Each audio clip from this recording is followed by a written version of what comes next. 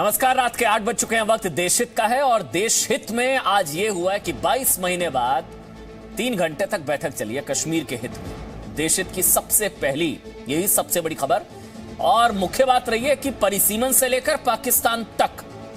परिसीमन, उमर अब्दुल्ला ने कहा कि हमने विरोध किया और पाकिस्तान पर महबूबा मुफ्ती ने फिर से वही राग अलापा, कहा कि मैंने तो कहा मीटिंग में कि पाकिस्तान पर बात होनी चाहिए, पाकिस्तान से बात होनी चाहिए, मुजफ्फर वाला जो ट्रेड रूट है उसको खोला जाना चाहिए। बड़ी बातें क्या रही आपको बताएंगे, लेकिन सबसे पहले शुरुआत में सुन लीजिए दोनों को, उमर अब्दुल्ला, फारूक अब्दुल्ला, महबूबा मुफ्ती। सुन लीजिए एक बार। मैंने उनको कहा कि जम्मू कश्मीर में जो 5 अगस्त 2019 को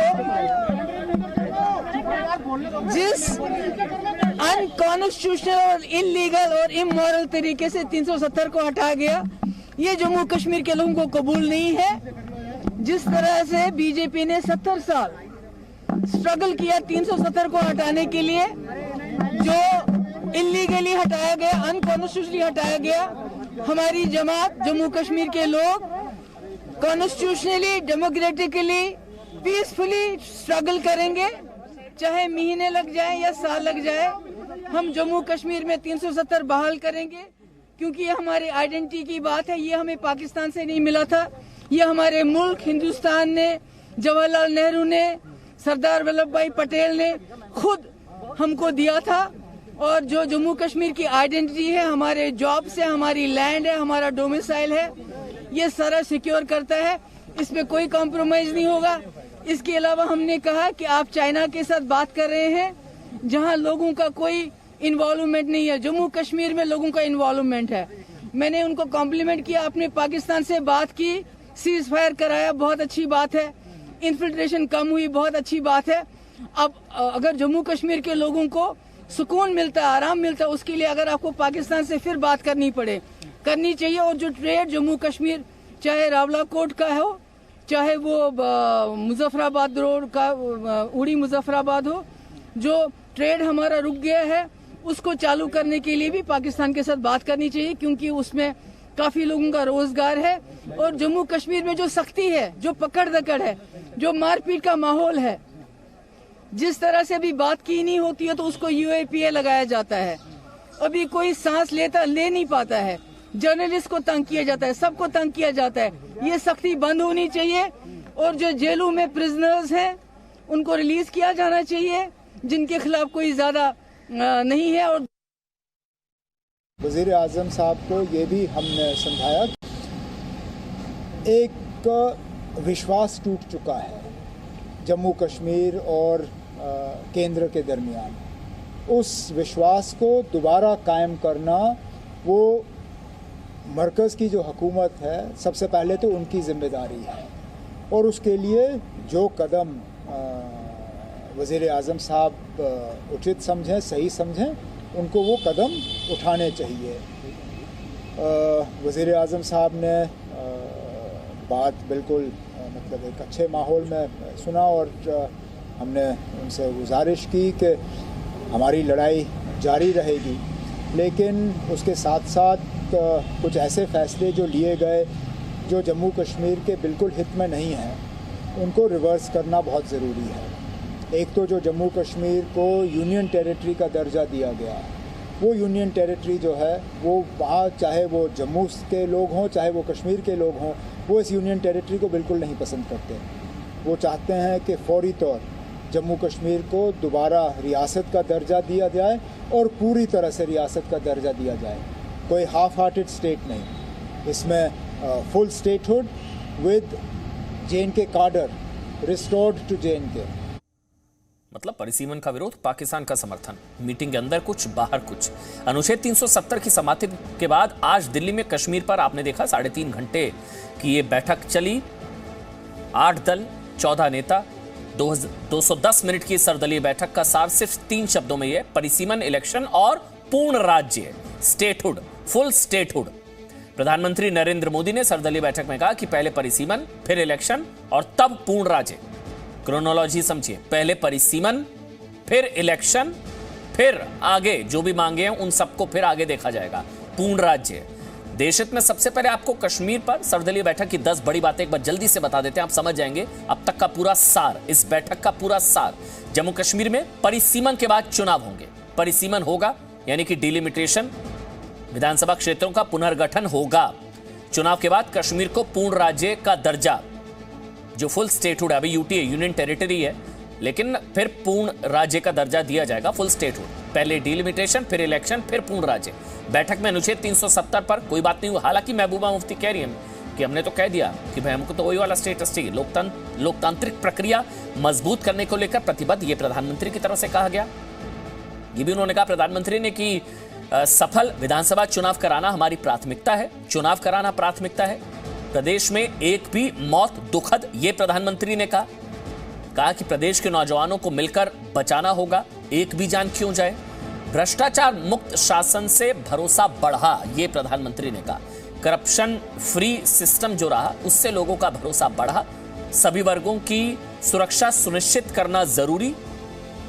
और सबसे महत्वपूर्ण, दिल की और दिल की दूरी, दिल्ली की दूरी और दिल की दूरी खत्म करना चाहते हैं।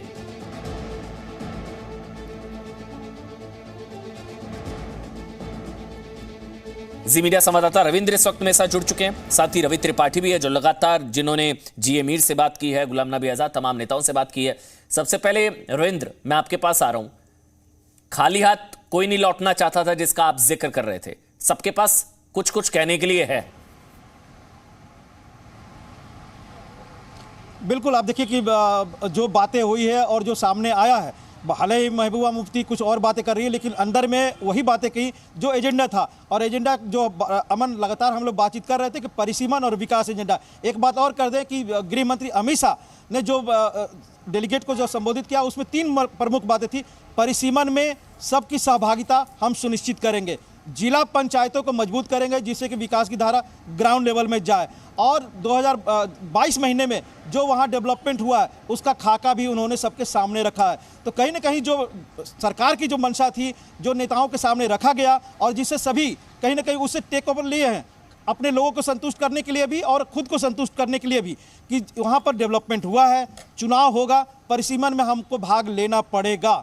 और यही बातें हैं कि सबने कुछ न कुछ लेकर गया। क्योंकि अमन, पहले भी बात हुई थी, ये जिक्र करना जरूरी है कि निराश और हताश लोग थे, कुछ नहीं हो रहा था। गुपकार जो ग्रुप था वो लगातार बैठ के कर रहे थे, लेकिन खाली हाथ बैठ के कर रहे थे, बयानबाजी हो रही थी, उनको कुछ नहीं समझ में आ रहा था कि हमें आगे करना क्या है। ऐसे में एक न्योता जाता है, प्रधानमंत्री स्तर से न्योता जाता है, वो उसे आते हैं, लपक लेते हैं और आते हैं, बैठक में भाग लेते हैं। 3.5 घंटा बैठक होती है, प्रधानमंत्री भी सुनते हैं, वो भी अपनी बातें रखते हैं। और लेकिन बात रखते हुए उनको सब कुछ पता था कि मोदी सरकार कौन सी बातें मानेगी और कौन सी बातें अस्वीकार कर देगी। जाहिर सी बात है, आप कैमरे पर 35 से 370 पाकिस्तान की बात करिए, लेकिन अंदर में जो सरकार का बातें थी कि किसी से बातचीत नहीं, जो इतिहास है उसे भूल जाइए, आगे की बात करिए। और यही बात है कि प्रधानमंत्री ने जो कहा है, जो आपने दिखाया भी, कि जो दूरियां हैं उसे पाटना है, जो वहां पर डेमोक्रेटिक प्रोसेस है उस पर हम सबको आगे बढ़ना ही होगा। वो मेरे ख्याल से रवि, अपनी कॉन्स्टिट्यूएंसी को भी एड्रेस करना होता है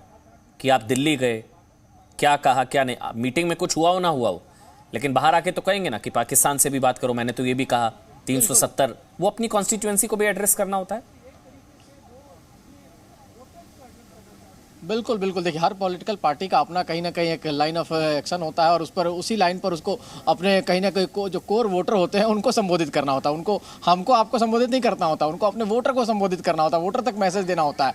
तो उस लिहाज से चाहे वो पीडीपी हो, चाहे एनसी हो, चाहे कांग्रेस हो, उन सब ने अपने अपने वोटर को एड्रेस किया है और इस माध्यम से। लेकिन अच्छी बात यह है कि सबने जो है, बाहर भले जो बयान आया हो, लेकिन अंदर की बात जो खबर निकल के आ रही है, अंदर 370 को लेकर जैसे महबूबा मुफ्ती ने बोलना शुरू किया, तुरंत दूसरे आदमी ने काउंटर किया उसी नेताओं में से। उसने बोला कि मामला चूंकि सुप्रीम कोर्ट में है तो इसको डिस्कस नहीं किया जाना चाहिए, ये कंटेम्प्ट ऑफ कोर्ट हो सकता है। तो तुरंत ही मामला टोन डाउन हुआ।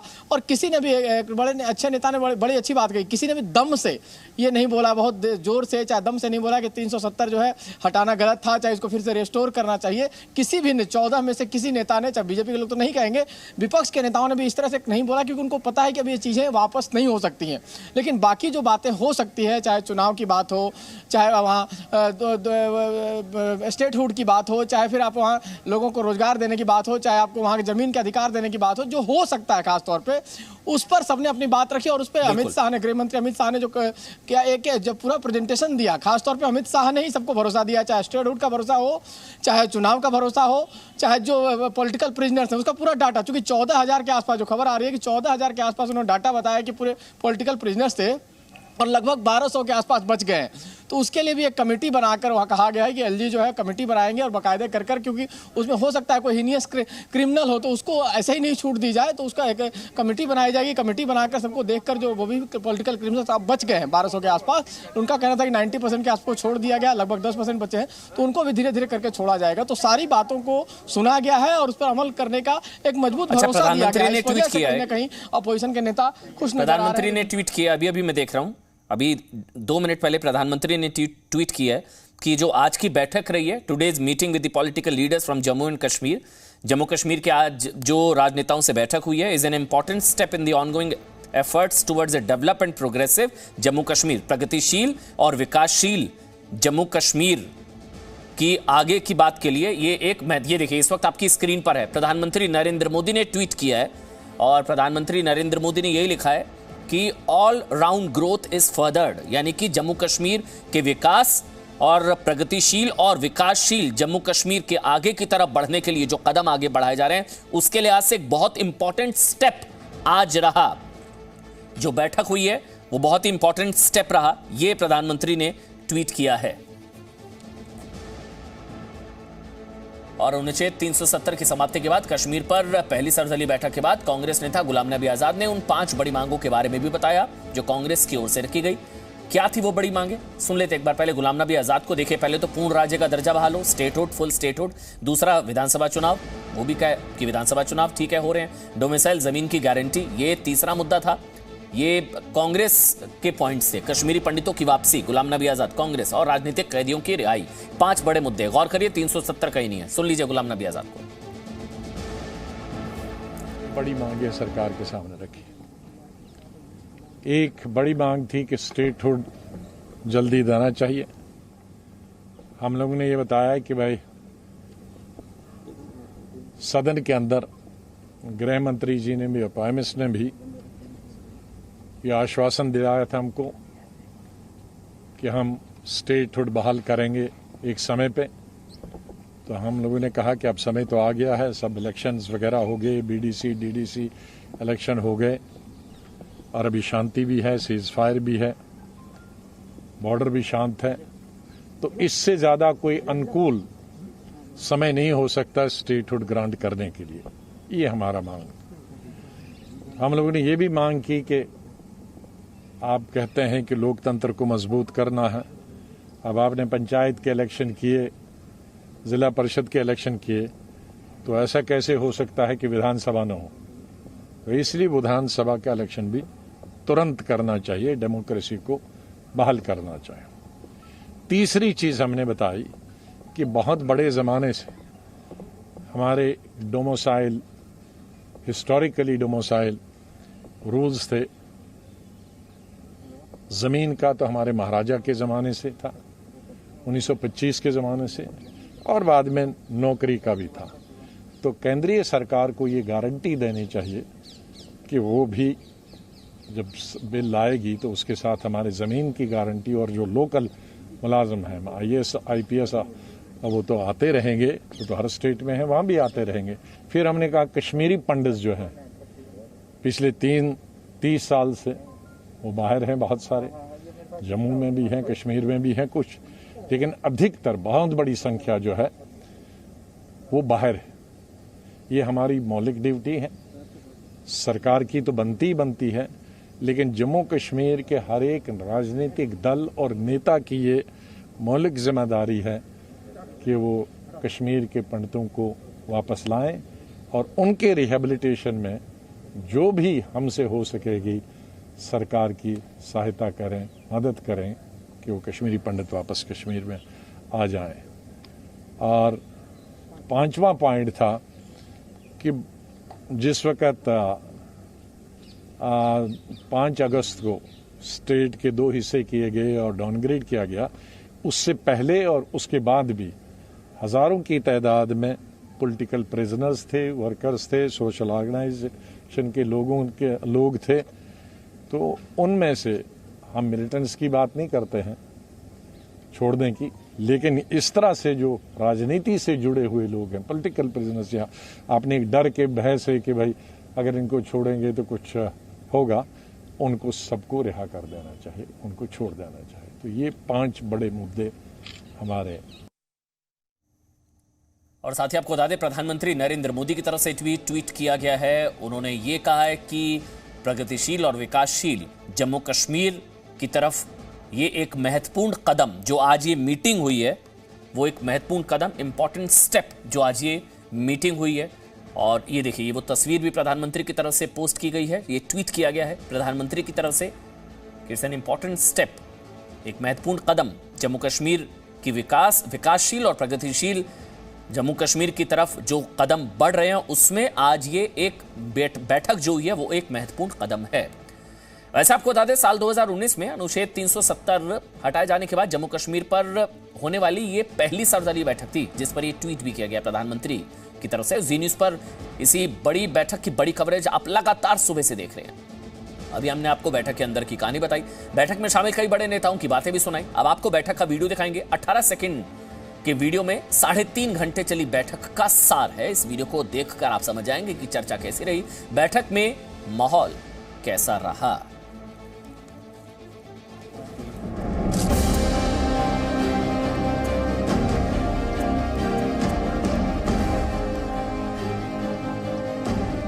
जम्मू कश्मीर के उज्जवल भविष्य के लिए सभी मिलकर कार्य करेंगे। लेकिन एक अच्छे वातावरण में कोई ऐसा लड़ाई का माहौल नहीं था। आने वाले समय में जल्द डिलिमिटेशन की प्रक्रिया पूरी की जाएगी और जम्मू कश्मीर में जल्द इलेक्शन होंगे, इस प्रकार से प्रधानमंत्री जी ने कहा है, गृह मंत्री जी ने कहा है। कश्मीर डायलॉग से क्या निकला? जम्मू कश्मीर पर सर्वदलीय बैठक के 18 सेकंड का ये वीडियो क्या 3 घंटे से ज्यादा समय तक चली चर्चा का सच है? दिल्ली में प्रधानमंत्री आवास पर हुई बैठक में प्रधानमंत्री नरेंद्र मोदी, गृह मंत्री अमित शाह और जम्मू कश्मीर के उपराज्यपाल मनोज सिन्हा के साथ 15 बड़े नेता मौजूद रहे। चर्चा जम्मू कश्मीर के परिसीमन, चुनाव और विकास को लेकर हो रही थी। बैठक के इस वीडियो में पीडीपी अध्यक्ष महबूबा मुफ्ती खामोश दिखाई दी। नेशनल कॉन्फ्रेंस के अध्यक्ष फारूक अब्दुल्ला भी शांत दिखे, लेकिन कांग्रेस के वरिष्ठ नेता गुलाम नबी आजाद मुस्कुरा रहे थे और प्रधानमंत्री नरेंद्र मोदी के साथ संवाद कर रहे थे। वीडियो देखकर लग रहा है कि बातचीत अच्छी रही। प्रधानमंत्री जी की तरफ से मीटिंग बुलाई गई थी जम्मू कश्मीर के सभी राजनीतिक दलों की, और सभी राजनीतिक दलों के सभी सीनियर लीडर्स मौजूद थे। बहुत सारी चीज़ें बात की हमने, और जो आखिर में हमने 3-4 मांगें रखी हैं। अर्ली इलेक्शंस की, फुल फ्लेज स्टेटहुड की जम्मू कश्मीर के लिए, और कॉन्स्टिट्यूशनल गारंटी एम्प्लॉयमेंट के लिए और लैंड के लिए, और अर्ली रिटर्न कश्मीरी पंडित्स अपने कश्मीर में वापस आने के लिए और उनकी रिहेबिलिटेशन के लिए, और पॉलिटिकल प्रिजनर्स हैं उनको छोड़ देने। बैठक में प्रधानमंत्री ने कहा कि दिल्ली की दूरी और दिलों की दूरी दोनों मिटानी है, और इसकी झलक बैठक शुरू होने से ठीक पहले इस तस्वीर के जरिए दिखाई दी।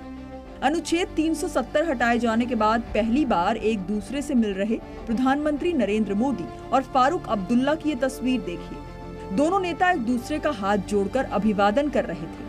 प्रधानमंत्री भी मुस्कुरा रहे थे और फारूक अब्दुल्ला के चेहरे पर भी हल्की सी मुस्कान थी। इस अभिवादन वाले संवाद को जम्मू कश्मीर के उपराज्यपाल मनोज सिन्हा बड़े गौर से देख रहे थे और गुलाम नबी आजाद मुस्कुरा रहे थे। जम्मू कश्मीर पर सर्वदलीय बैठक में शामिल सभी नेताओं का ग्रुप फोटो भी जारी हुआ। बैठक के बाद संदेश यही आया कि बातचीत अच्छे माहौल में हुई और चर्चा जम्मू कश्मीर में परिसीमन, इलेक्शन और पूर्ण राज्य के दर्जे पर हुई। प्रधानमंत्री जी ने पूरी गंभीरता के साथ हर पक्ष, हर तर्क, हर सुझाव को सुना और उन्होंने इस बात को सराहा कि सभी जनप्रतिनिधियों ने खुले मन से अपनी अपनी बात रखी। प्रधानमंत्री जी ने बैठक में 2 बड़ी बातों पर विशेष जोर दिया। उन्होंने कहा, जम्मू कश्मीर में लोकतंत्र को ग्रास रूट तक ले जाने के लिए हम सबको मिलकर काम करना होगा। दूसरा, जम्मू कश्मीर में ऑलराउंड विकास हो, हर इलाके हर समुदाय तक विकास पहुँचे, इसके लिए साझेदारी हो और जन भागीदारी का एक माहौल बनाया रखा जाए, ये ज़रूरी है।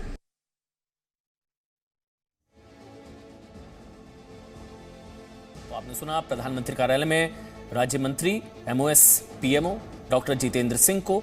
देखिए, इस प्रक्रिया को अगर इस तरह से आप समझ सकते हैं कि अब सबसे पहले डिलिमिटेशन, फिर उसके बाद जो है चुनाव, और उसके बाद फिर जाके फुल स्टेटहुड की जो मांग की जा रही है, पूर्ण राज्य, उसको संभवतः पूरा किया जाएगा। जम्मू कश्मीर के पूर्व उप मुख्यमंत्री निर्मल जी बातचीत हुई, बहुत अच्छे माहौल में बातचीत हुई, और जो भी नेता निकले सबने तारीफ की बैठक को लेकर। आपको लग रहा है कि यहाँ से जो निकलेगा कश्मीर के भविष्य को लेकर एक अच्छा संदेश जाएगा? बिल्कुल अच्छा जाएगा। सबसे बड़ी बात यह है कि सभी लोगों ने इसमें पार्टिसिपेट किया है और अपने प्रधानमंत्री जी ने सभी की बात सुनी है। जितना भी समय में कोई बोलना चाहता था, सभी को अपने बोलने का मौका वहाँ पर मिला और खुल के बात हुई है। और प्रधानमंत्री जी ने कहा यही लोकतंत्र की स्पिरिट है। तो और उन्होंने कहा कि मैं जम्मू कश्मीर में शांति चाहता हूं, और अटल जी के ही जिस तरीके का उन्होंने इंसानियत की बात करते हो, जैसे उन्होंने इनिशिएटिव लिया था, उसी आधार पर हम आगे बढ़ना चाहते हैं। लेकिन आपके सहयोग की ज़रूरत है, और वहाँ पर डिलिमिटेशन हो, और डिलिमिटेशन के बाद वहाँ पर जो है हम चुनाव कराएं, इस प्रकार हम आगे बढ़ें, इसके लिए आपके सहयोग की ज़रूरत है। निर्मल जी, आपको लग रहा है कि परिसीमन को लेकर जो पहले घाटी के लोग इसमें विश्वास नहीं कर रहे थे, अब उसमें पार्टिसिपेट करेंगे, भाग लेंगे? हमें तो लगभग इस प्रकार की बात थी कि वो उसमें सहभागी रहेंगे, इस प्रकार का बात लगी। 370 और 35 की बात कर रहे थे जी। देखो, सभी लोगों ने अपनी अपनी बात रखी है, ठीक है, अपनी अपनी बात रखी है। तो क्योंकि ये एक कि कोई किसी को कहा था ना, किसी ने क्या करना, कोई बंधा हुआ तो था नहीं। लोकतंत्र के स्पिरिट के साथ ये बात हुई है, चर्चा हुई है, खुल के चर्चा, जिससे तक हो जाएंगे चर्चा डिलिमिटेशन है, उसके बाद चुनाव होगा। रविंद्र कुमार, जी मीडिया, दिल्ली। देखिए, पूरी बैठक का निचोड़ ये है, सबसे पहले डिलिमिटेशन, परिसीमन, फिर उसके बाद चुनाव, उसके बाद फुल स्टेटहुड। 3 चीजें, सबसे पहले डिलिमिटेशन, फिर इलेक्शन, उसके बाद फुल स्टेटहुड, पूर्ण राज्य। अब हम देश में धर्मांतरण की साजिश डिकोड करेंगे।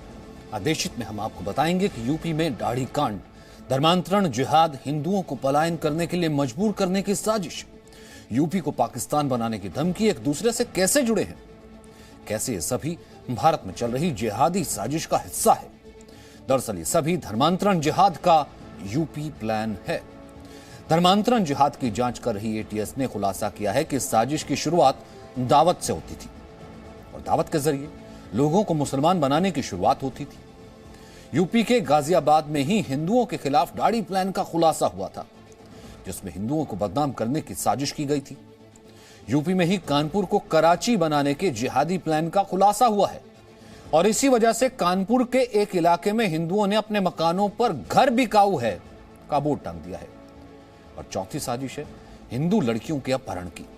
यूपी के मुजफ्फरनगर में एक मुस्लिम परिवार पर 2 हिंदू लड़कियों को धर्मांतरण के लिए अगवा करने का आरोप लगा है। यूपी में धर्मांतरण रैकेट के तार मजहब बदलने के मास्टरमाइंड जाकिर नाइक से जुड़ गए हैं। धर्मांतरण केस की जांच कर रही यूपी एटीएस को अहम जानकारियां मिली हैं। सूत्रों के मुताबिक उमर गौतम और काजी जहांगीर से पूछताछ में पता लगा है कि धर्मांतरण गैंग के तार जाकिर नाइक से जुड़े हैं, और जहरीला जाकिर धर्म बदलने के गैंग को फंड करता था।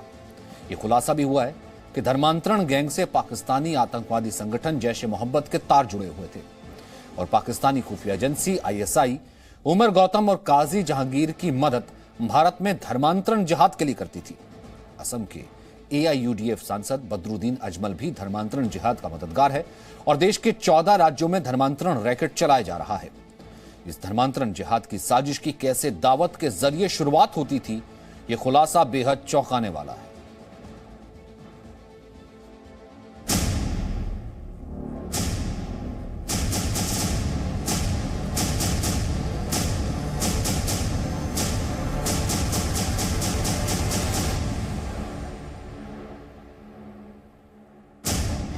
मन्नू यादव से देवऋषि ठाकुर तक, निधि पठानिया से लेकर आशिमा तक, धर्मांतरण जिहाद के जितने भी शिकार हुए वो सभी कभी ना कभी कहीं ना कहीं दावत खाने गए थे। दावत ऐसे मुस्लिम दोस्तों के साथ जिनका रिश्ता धर्म परिवर्तन के मौलाना उमर गौतम और मौलाना जहांगीर से था और यहीं से उनके ब्रेन वॉश की शुरुआत हुई।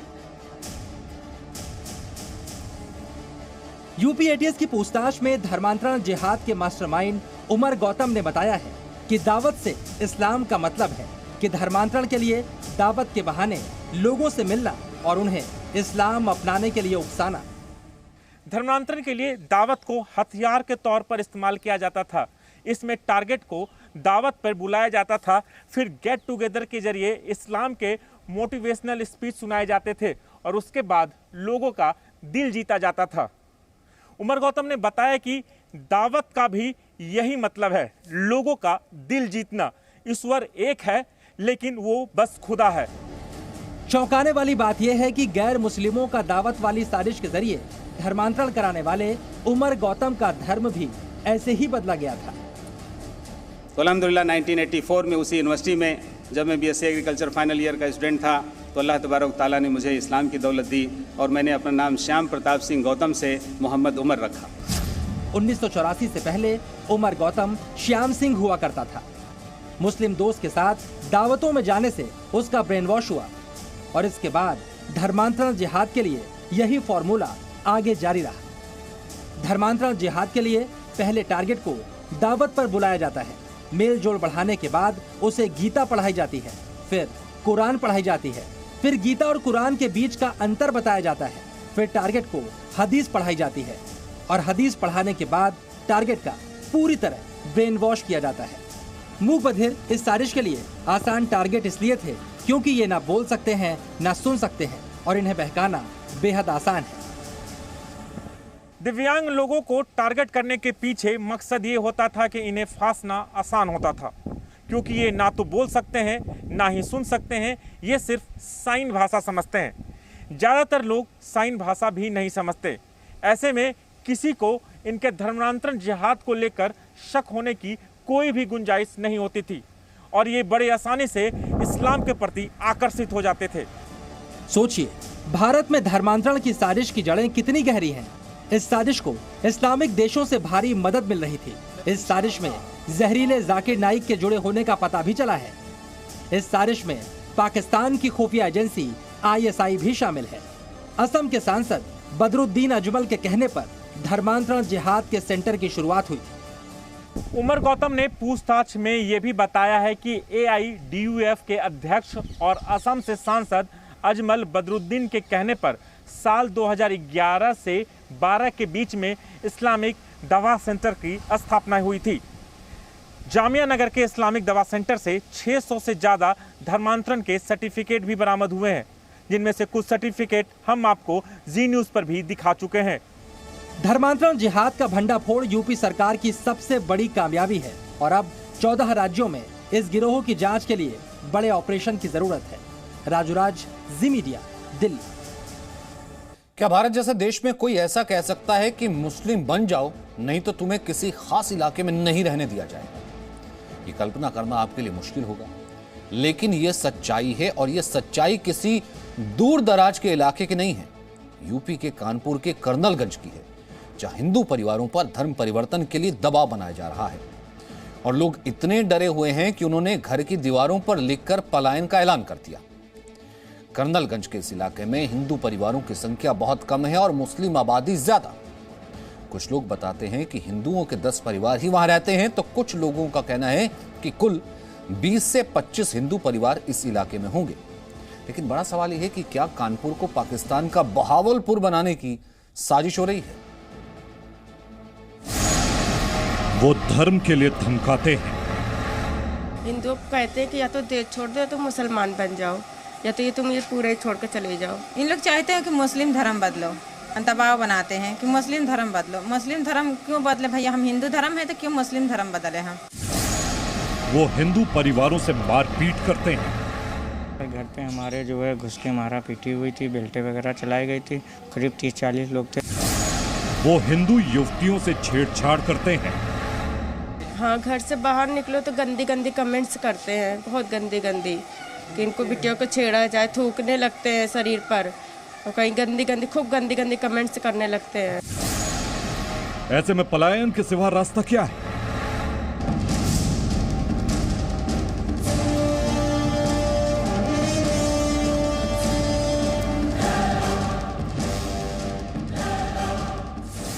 ये पाकिस्तान का बाहवलपुर नहीं, कानपुर है। इस समय हम मौजूद हैं कर्नलगंज के उस इलाके में जिसको लेकर के लगातार कई खबरें आ रही थी। खुद हम ग्राउंड ज़ीरो पे यहाँ पहुँचे हैं। ये देखिए, ये वो रास्ता है जो उस इलाके के लिए जाता है जहाँ पे बताया जा रहा है कि कुछ हिंदू परिवार लगातार दहशत के साए में जीने को मजबूर हैं। ये इलाका चूँकि नीचे पड़ता है तो ऐसे में इस इलाके से होके लोगों को गुजरना पड़ता है। अगर इलाके की बात की जाए तो यहाँ पे लोगों के मुताबिक करीब 20 से 25 हिंदू परिवार रहते हैं जो कि फ़िलहाल दहशत के साए में जीने को मजबूर हैं। लगातार जिस तरीके की घटनाएं पिछले समय में भी सामने आई, लोगों का आरोप है कि गणेश पूजा के समय में भी एक विवाद हुआ था जिसके बाद प्रशासन ने उसको सुलझाया था, लेकिन इन गलियों में रहने वाले कुछ हिंदू परिवारों का लगातार ये आरोप है कि कुछ विशेष समुदाय के लोग उनके ऊपर दबाव बनाते हैं, जिसके दबाव के चलते कुछ लोगों ने अपने घरों के बाहर मकान बेचने को लेकर पोस्टर्स लगाए। कानपुर के कर्नलगंज का ये वो इलाका है जहां कई हिंदुओं के घरों की दीवारों पर पलायन के ऐलान लिखे हैं। यहां मलबा बिकाऊ है, यहां से पलायन कर रहे हैं। जरा सोचिए, सब कुछ अच्छा होता तो ऐसी बातें कोई अपने ही घर की दीवारों पर क्यों लिखता? लेकिन कर्नलगंज की इस गली में रहने वाले हिंदू परिवारों का दावा है कि पलायन का फैसला मजबूरी है, क्योंकि उनकी जान, उनकी इज्जत और उनका धर्म खतरे में है। के घर में आप लोगों को लिखना पड़ा, घर छोड़ के चले, हम यहाँ से पलायन करना चाहते हैं, ऐसा क्यों? भैया, जब ये सब कुछ धर्म परिवर्तन वाला आएगा बात तो क्या करेगा आदमी, घर तो छोड़ के जाने ही पड़ेगा। अब सवाल है कि कर्नलगंज के इस मुस्लिम बहुल इलाके में हिंदुओं का परिवार सालों से रह रहा है, फिर अचानक आज ही धर्म परिवर्तन का दबाव और पलायन की बातें सुर्खियों में क्यों आई? तो ये समझने के लिए आपको इस पूरे घटनाक्रम को शुरू से समझना होगा। 5 दिन पहले आफ्ताब नाम के युवक ने पड़ोस में रहने वाली हिंदू लड़की के साथ छेड़छाड़ की। विरोध करने पर आफ्ताब अपने साथियों के साथ लड़की के घर पहुंचा और घर में घुसकर मारपीट की। पीड़ित पक्ष ने पुलिस में शिकायत की। 4 आरोपियों की गिरफ्तारी हुई, लेकिन 2 दिन बाद ही 2 आरोपियों को जमानत मिल गई। जमानत मिलने के बाद से आरोपी हिंदू परिवारों को धमका रहे हैं। उस समय तुमको बहुत ज़्यादा दहशत थी, जबकि आरोपियों की जब जो बेल हो रही, जब रिहाई हो रही थी, तो सर डर तो लगेगा ही ना, किसी को भी सर लगेगा। 1 से 2 लोग हैं जिन्होंने पूरे मोहल्ले का माहौल जो खराब कर रखा है। हिंदू परिवारों के मुताबिक आफ्ताब और उसके साथी धर्म परिवर्तन के लिए दबाव बना रहे हैं। यहाँ बाहर से गुंडे आते हैं, यहाँ से बाहर से गुंडे आके यहाँ पे गंदी गंदी हरकतें करना, यहाँ पर लीडो खेलना, तो लड़कियों से निकलना बहुत मुश्किल हो गया है। यहाँ पर है कि खाली 10 हिंदू घर है बस, और यहाँ बाकी सब मुसलमान। तो बोलते हैं कि ये घर छोड़ के चली जाती है, तो मुसलमान बन जाए तो घर छोड़ के चली जाओ। यहाँ पे हमको पाकिस्तान बनाना है, ना कि हिंदू बनाना है। सारा जो जितना सब हो रहा है सब आफ्ताब अब जोहरा की वजह से हो रहा है। ऐसा माहौल पहले नहीं था, अब ज़्यादा कुछ हो गया माहौल ऐसे ज़्यादा हो गया कि इन लोग जोहरा हैं, जोहरा हमको बहुत परेशान, आफ्ताब ये दोनों से बड़ा माहौल ख़राब हो गया। दबाव बनाते हैं कि मुस्लिम धर्म बदलो। मुस्लिम धर्म क्यों बदले भैया, हम हिंदू धर्म है तो क्यों मुस्लिम धर्म बदले हम? पहले से तो कुछ नहीं था, अब ऐसा हुआ है, लेकिन ऐसा है कि हम हिंदू कम हैं और दहशत रहती है, घबराहट रहती है, सबको डरते हैं सब। दहशत की गली में यूपी पुलिस पहरा दे रही है, हालांकि आरोपी फरार हैं। घर के बाहर नोटिस चस्पा है। ये वो मकान है जिस मामले को लेकर के इतना लगातार चर्चा का विषय बना हुआ है। एक बड़ी घटना को लेकर के जिस तरह से आशंका जताई जा रही थी, फिलहाल इस परिवार के सभी लोग फरार बताए जा रहे हैं। पुलिस की सक्रियता हिंदू परिवारों में ये भरोसा जगा रही है कि वो अब यहाँ चैन से रह सकते हैं। अब ये परिवार हो चाहे जो भी परिवार हो, हर एक परिवार को सुरक्षित रहने का अधिकार है। उसके आसपास चाहे दूसरे जाति संप्रदाय धर्म के लोग रहते हो, उससे कोई फर्क नहीं पड़ना चाहिए। अच्छी बात यह है कि पीड़ित परिवार पुलिस की कार्रवाई से खुश है और फिलहाल इन्होंने पलायन का फैसला टाल दिया है। सीओ साहब ने पूरा आश्वासन दिया है कि अब ऐसी घटना नहीं होगी। पुलिस को भी आश्वासन के मुताबिक कार्रवाई करनी होगी ताकि इलाके में तनाव की जगह अमन चैन कायम हो। Sankalp Dubey, Zee media, Kanpur. Presenting B News app available on Google Play and App Store. Download it now.